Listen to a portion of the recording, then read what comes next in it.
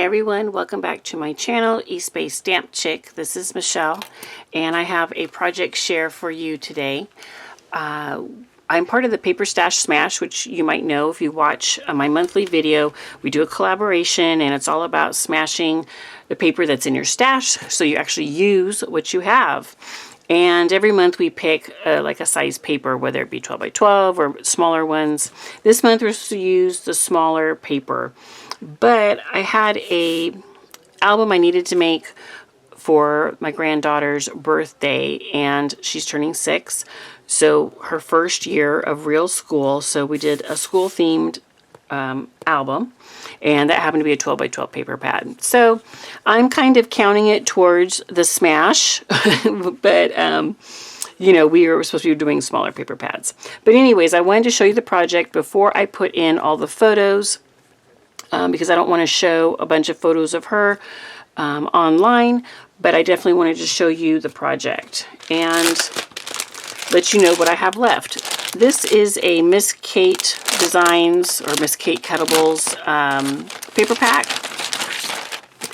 and it's called School is Cool, and here are all the ephemera that I have for it, and I have this sticker sheet as well. And then here's all the scraps. And I even used a big chunk of the cover sheet. So I don't have the cover sheet to show you. I did show this paper pack in my Paper Stash Smash video on March 1st, which shows what I completed in February and what I will be using in March. So you can go back if you want to see all the different paper. You can go back to that video and see a walkthrough of that.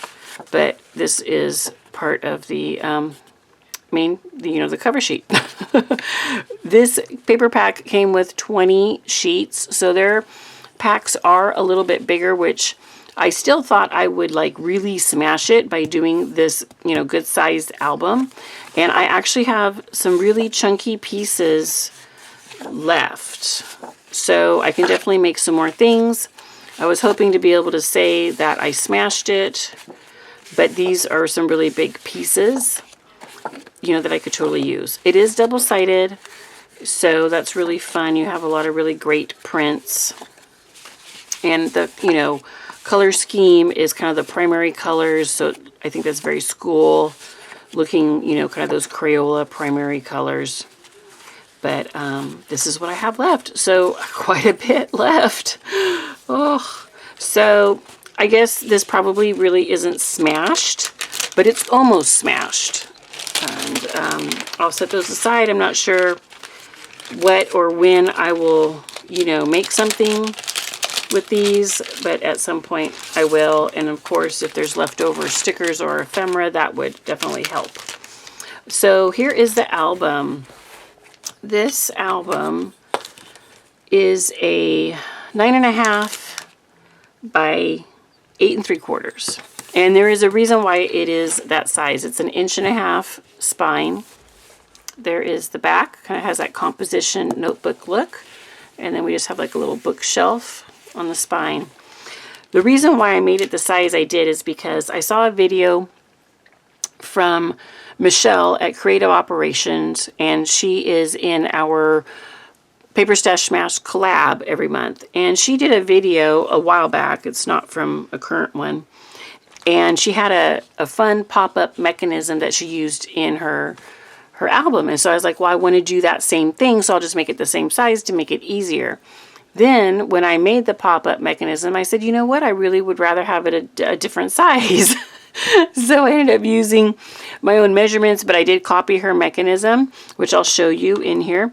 So if I can remember, I'll link down below her video of how she made the mechanism. And her album is very different than mine because she had a binder rings that she was able to inset. And so just a totally different style of album. And she did Christmas with her. She had like a Halloween one and a Christmas one. But the tutorial on how she made the mechanism is how I did mine, except I just did different size. So, I don't know. But you can check it out. So this is the front, and I will put her photo. I usually put her name, and then I'll use some of the ephemera or stickers to help decorate that. So that will be how that will look. This right here is the mechanism. I'll show you. I ended up using a tie closure because I felt like this was going to be kind of bulky, especially once I add in all my photos.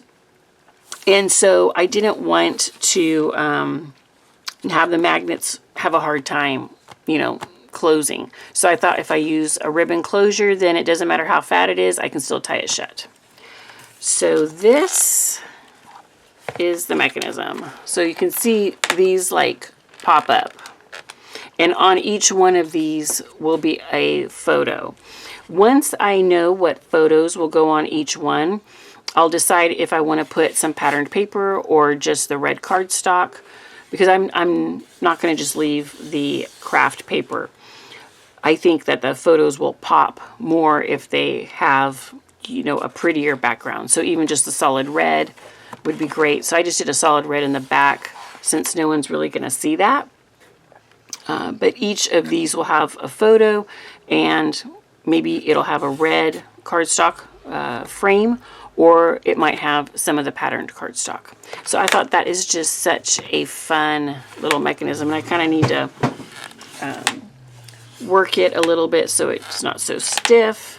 But she shows in the video how to make this, and it's actually really simple, and it was really fun. And then we have the little pencils right here. So, and I actually made it, you can see there's another piece of craft cardstock right around here. I made it on the craft cardstock and then glued it into the book. Okay, so there's that one side. And I try to do like one kind of fun element in each album for the kids. They get an album every birthday, and that way there's something fun and interactive for them to see. You know, so that's kind of her fun element. The rest of it's pretty basic. This just flips up. Now I did use the cut-aparts page for this because I thought the cut-aparts looked okay like this. I didn't feel like it looked bad, especially like if I add in some photos, you may not really see this part here, and you might just see first day of school. So I did cut up the cut-aparts. She puts a lot of cut-aparts in her packs, in her collection kits. So sometimes I think there might be like 5 or 6 pages of cut-aparts on one side and then the pattern paper on the other. And so there's a few times I actually used the cut-aparts as pattern paper because I thought it looked fine. It, you know, I know this is kind of cut off here on the side, but this polka dot right here looks great, I think. So I could always, maybe my photo will be over here. You know, you can play with it. So we have this fun little floral, which folds out, and we've got the banner print here, and then down here is like a polka dot with stars. And then this folds out, and you have a plaid, and then you've got your little apples. And that will fold in and up and down, and that has magnets. And then this is a 2 signature book, so there is a pull out that has the red cardstock, and then I pieced 2 pieces together to cover this. So this was like the last thing I did were these little inserts, and so I did piece that together with leftover scraps. There's a few spots in here you're going to see that I kind of did some leftover scraps. So this is the center of the book, and it says school is cool. I really wanted to use this, but it was so long it didn't fit like all on one page. And then I went ahead and used a lot of red cardstock because even though I had 20 sheets, the size of this, once you cut into them, only 1 page per sheet. So you can't get 2. So I really needed to either get more pattern paper or, you know, combine solids in there. I really loved the red on the craft and then red for school. I liked that. So that's what I ended up doing. I also feel like sometimes these albums are like so busy with all the pattern paper on top of pattern paper. Like it just looks crazy. And so I kind of liked using the solid red to break it up. And so we have these little inserts that will get photos on each side here. And it's just red back there because no one's really going to be seeing that. And then both sides pop open. So let me show you one side. Again, I used the cut-aparts, and I don't think this little section over here really matters. That it's, you can tell, you know, it's like a cut-apart. But I think it just looks like this is the pattern paper. So, and then over here, I did piece this little flippy thing there. We've got, this is actually the cover sheet to the collection. She always puts pattern paper on the back of the cover sheet. And then here's the other side of the flip out. I did, you know, piece that one as well. But I think it looks good. And plus there's going to be 1 or 2 photographs on top of it. So you're not going to really notice, I don't think. And so again, we've got little cut aparts. We've got our little pieced side page with the bookshelf. We've got the floral. And then we've got this plaid and little print on that one. So this folds out really long.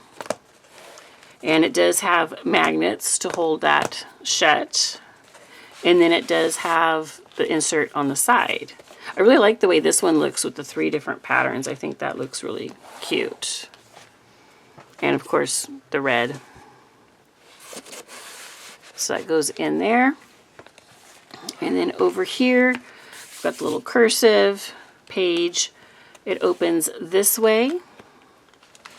So you can see I did piece that. And there's magnets for that. And then there's magnets here because it opens this way. Got the rulers again, flowers, and polka dots. And then on the last section, I did a waterfall. So I pieced the top of that. And then the waterfall I just left in the red because there's probably going to be either 1, you know, horizontal photo or 2 verticals on here. So you just need to see a little bit of the red come through. And I did the front and the back. So there's 4 on the waterfall. And then underneath I did piece this together. And there's another little ruler down there. And so I think that turned out super cute. I'm really happy with the way this looks.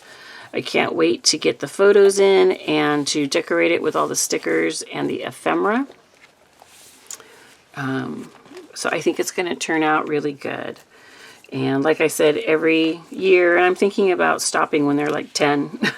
When they get to 10, that will be their last album for a while. Maybe they get one like at the end of junior high and one at the end of high school. But that's kind of my thoughts right now. But I thought this was a really fun way every year to kind of show that what happened during their year, their accomplishments, activities that they got to do, and they have something to look back on. And their mom and dad do as well, because I know they're so busy they don't really have time to put together a book. So I do one for each kid. There's 4 grandkids. And they get one every birthday. But I love the way this turned out. So let me know what you think. And I don't know. I just really had fun with this one. So I'm really excited about it. But I'd love to hear what you think about it. If you like crafty inspiration, please subscribe to my channel down below. Give me a thumbs up for my video. And if you ding the bell, you'll get notified when my next video comes out. All right. Thanks a lot, everyone, for spending some time with me. And I look forward to seeing you on the next video. Bye-bye.